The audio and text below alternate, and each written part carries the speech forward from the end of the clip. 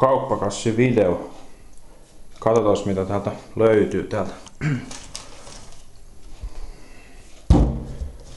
Semmoista limsaa. Sitten vissyä. Tämä on tosi hyvä vissyä, tämä Hartwallin. Nestepitoista täällä näyttää olevan mehua ja sitten siinä maitoa. Katsotaan mitä tuolla pussissa on. Siinä on pakastesilakoita.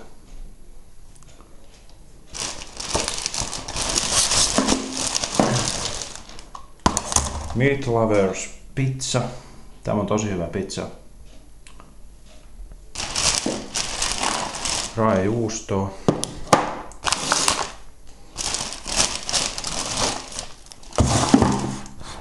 Kissan ruokaa.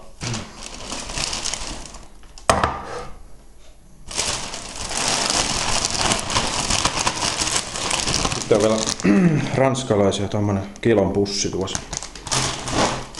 Siinä ne jos sitten olikin vissiin kaikki. Niin kyllä, siinä.